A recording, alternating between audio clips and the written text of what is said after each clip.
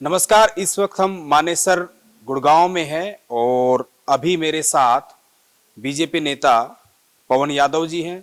अगर पवन यादव जी की बात करें तो जो आईएमटी इंडस्ट्रियल एसोसिएशन है उनके प्रधान भी है। और अगर बीजेपी की बात करूं तो व्यवसायिक प्रकोष्ठ के जिला संयोजक भी है।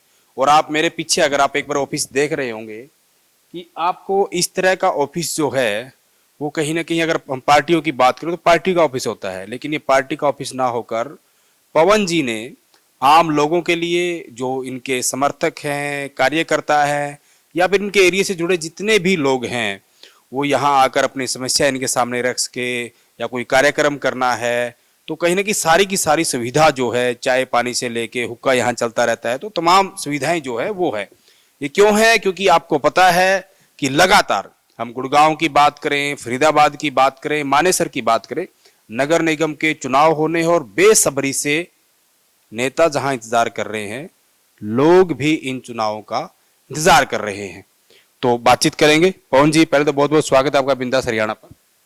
जी नमस्कार सुरेंद्र जी। मैं बिंदास हरियाणा के धाकड़ गुरुग्राम में स्वागत करता हूं और बहुत बहुत धन्यवाद करता हूं, आपने हमें मौका दिया 10 मिनट हरियाणा से बात करने का। जी पवन जी, क्योंकि चुनावी माहौल है, आप भी लगातार लोगों के बीच जा रहे हैं, निगम नगर निगम के यहाँ चुनाव होने हैं, लेकिन मैं उससे पहले अगर बात करूं, मैं जब आपके ऑफिस में आया, मैंने यहाँ और लोगों से बात की तो मैं देख रहा था काफी सारे अच्छे कार्य आपने किए। एक लंबी चौड़ी लिस्ट है। हम चाहे कोरोना की बात करें, कोरोना में जिन बच्चों ने अपने माता पिता को खो दिया था, आपने उनकी फीस तक भरी, उनको पढ़ाया, पुलिस प्रशासन का आपने सहयोग किया, तमाम की तमाम चीजें बांटी और इसके लिए हरियाणा के राज्यपाल की तरफ से आपको कहीं ना कहीं सम्मानित भी किया गया। फ्री एम्बुलेंस सेवा आप चलाते हैं, बहुत तरह के इस तरह के काफी कार्य हैं जो आप कर रहे हैं। लेकिन वहीं साथ साथ जैसे कि आप कहीं इंडस्ट्रियल एसोसिएशन के प्रधान भी हैं, तो कहीं ना कहीं जो आपके बाकी साथी हैं जो उद्योगपति है, उनका भी कहीं ना कहीं आपसे बहुत सारी उम्मीदें रहती हैं कि कैसे हमारा कारोबार है वो और ज्यादा तरक्की करे, कैसे हमारा मानेसर है जो कहीं ना कहीं विकास की तरफ और आगे बढ़े। तो क्या कुछ आपका ड्रीम प्रोजेक्ट है और क्या कुछ आप कहेंगे आगामी चुनाव को लेकर? देखिए, हमारे मेजर तो मेरा एक ही मकसद है कि अगर हरियाणा का युवा या गुरुग्राम शहर का युवा अगर रोजगार मिल जाए तो बाकी जो तरक्की है वो धीरे धीरे अपने आप हो जाएगी, चाहे उसका परिवार चलाना हो या शहर चलाना हो। आज सबसे बड़ी जो समस्या हमारे क्षेत्र की कहीं ना कहीं रोजगार है। आप ये देखिए, गुरुग्राम दुनिया के नक्शे पे, लेकिन आज भी यहाँ बेरोजगारी है। तो हम नए जो टैलेंट हैं उन बच्चों को इंडस्ट्री में या जहाँ भी कहीं सरकारी नौकरी के लिए ट्रेनिंग देते हैं, वो हमारा मेन मकसद है। इंडस्ट्री में भी हम जैसे काफ़ी इंडस्ट्रियलिस्ट है वो लोकल से कहीं ना कहीं परहेज करते हैं, हम उनको भी एक ब्रिज का काम करते हैं कि लोकल को इंडस्ट्री में लेके आना, उनका ट्रस्ट जो इंडस्ट्रियलिस्ट है उनका गेन करना, और उस पे हमारा काफ़ी फोकस है। दूसरा, हम समाज के कार्य, क्योंकि देखिए जब भी जो समाज के प्रभुत्व वाले लोग हैं, वो समाज के जितने भी जरूरतमंद लोग हैं, चाहे कोई संस्थाएं हैं, धार्मिक संस्थाएं हैं, शिक्षण संस्थाओं का आपने मेरे से भी बात नहीं जिक्र किया, मैं बताता हूँ। हम अपने क्षेत्र के जितने भी सरकारी स्कूल है उनमें भी बहुत योगदान देते हैं।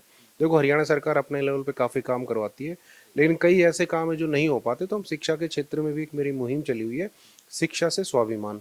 तो उसमें हम बच्चों को बहुत आगे बढ़ाने के लिए प्रेरित करते हैं। यूनिवर्सिटीज़ में भी मैं जाता हूँ, लेक्चर देता हूँ, स्कूल में भी मैं जाता हूँ, वहाँ भी मैं लोगों के काम करता हूँ कि किस तरह से अगर हमारा युवा पढ़ गया और अच्छे से उसको एम्प्लॉयमेंट मिल गया तो हमारे यहाँ जो हरियाणा प्रदेश है, वो जो हमारी सरकार की, मनोहर लाल जी की जो एक दूरदृष्टि है कि किसी भी तरह से हरियाणा हरियाणवी नंबर वन हो, तो उसके क्षेत्र में ये दो ही चीज़ें हैं जो हमें आगे लेके जाएंगी।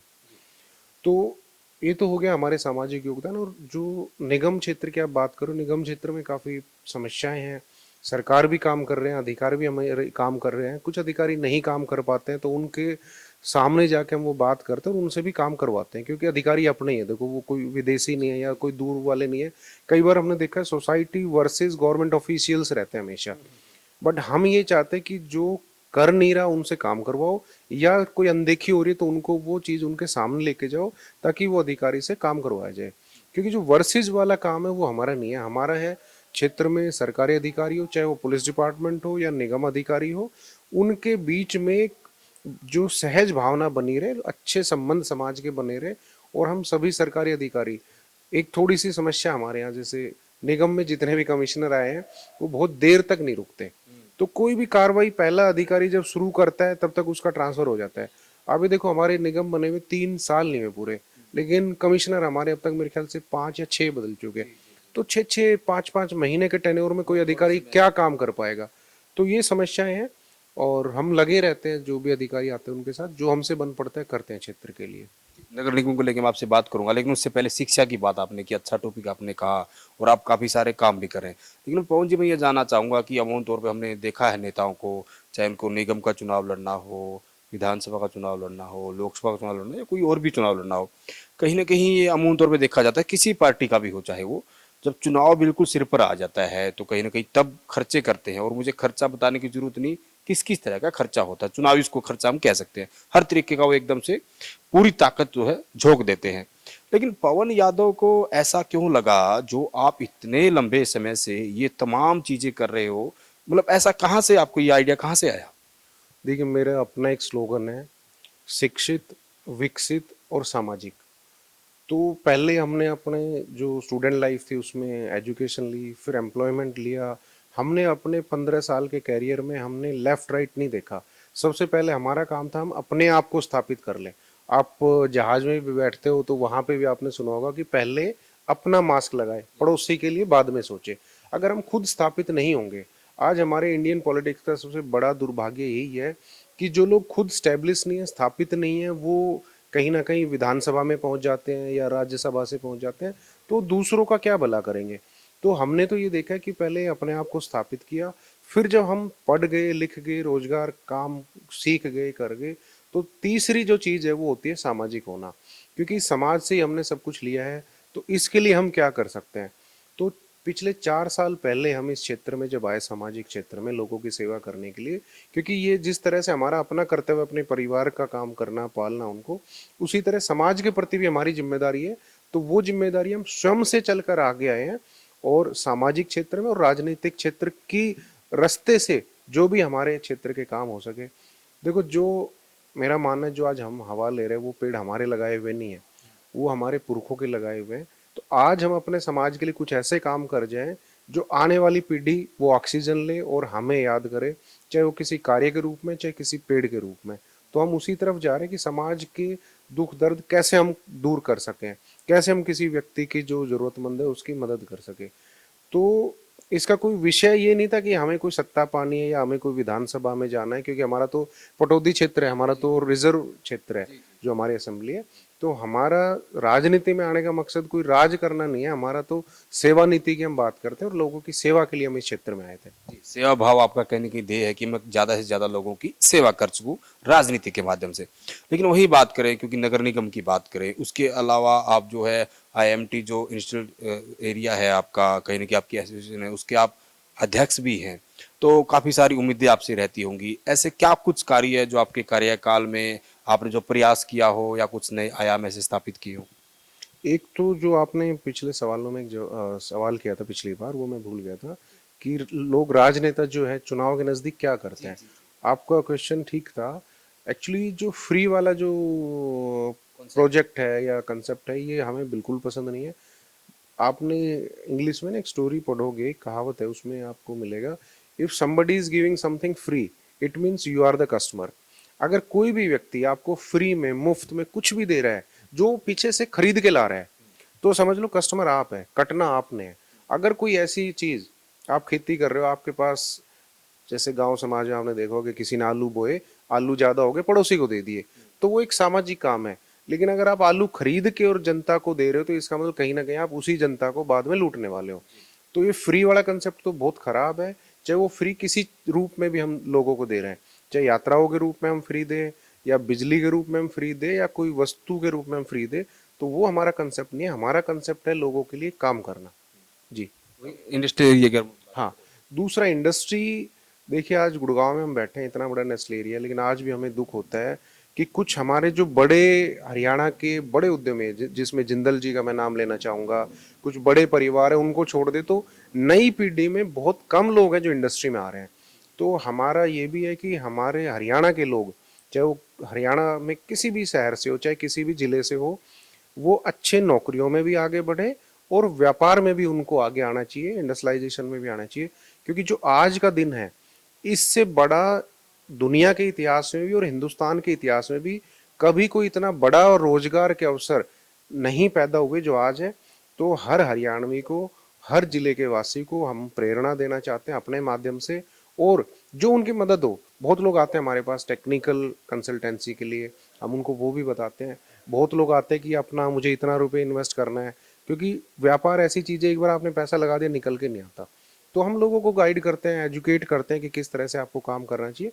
तो इंडस्ट्री के माध्यम से भी, सोसाइटी के माध्यम से भी और पॉलिटिक्स के माध्यम से लोगों का एक ही काम है, लोगों की सेवा करना। वही पवन जी, आप क्योंकि नगर निगम के लिए कहीं ना कहीं ताल ठोक रहे हैं, अगर हम बात करें आपकी पार्टी की ही बात करें तो और भी बहुत सारे ऐसे संभावित उम्मीदवार हैं जो अपने आप को उम्मीदवार मानकर चल रहे हैं। और जैसे हम कांग्रेस का जिक्र करते हैं ना, काफ़ी सारे गुट, काफ़ी सारे धड़े, तो कहीं ना कहीं कुछ एक तो देखो आपके यहाँ भी वो चीज़ रहती है पार्टीबाजी में, तो वो भी की खेमेबाजी।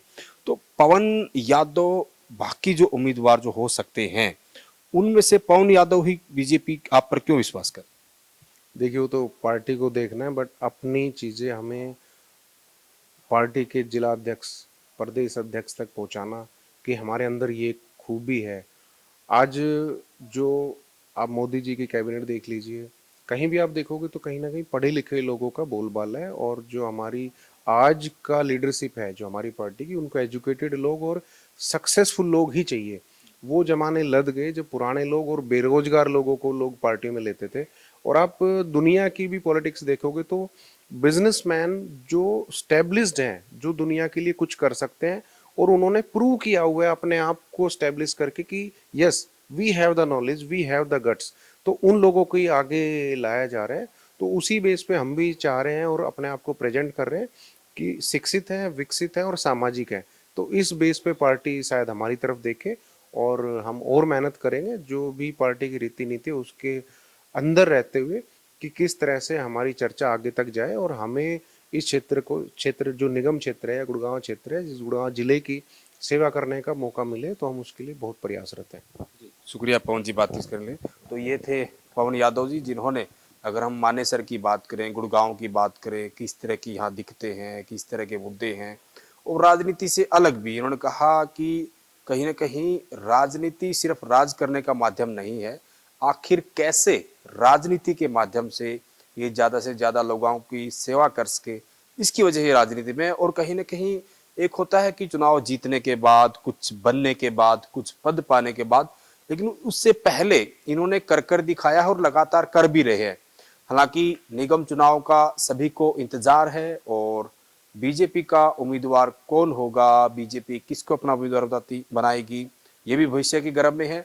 लेकिन जैसा पवन जी ने बताया, जिस तरह का इनका कॉन्सेप्ट है, और जब मैं इनसे बातचीत कर रहा था उन्होंने बताया भी था कि लंबे समय से इन्होंने, अगर पूरे हम मानेसर की बात करें तो करीब 20 वार्ड हैं, तो डोर टू डोर ये कर चुके हैं, हर घर तक ये दस्तक दे चुके हैं। उसमें चाहे बीच में कोरोना काल भी था और भी कई तरह की दिक्कतें थी, तो जहां जहां इनको जरूरत लगती है, या फिर पवन यादव की जहां जहां जिस भी किसी जरूरतमंद को इनकी आवश्यकता होती है, वहां पवन यादव जो है वो होकर उनके बीच पहुंच जाते हैं और हर संभव उनकी मदद करने का प्रयास भी करते हैं।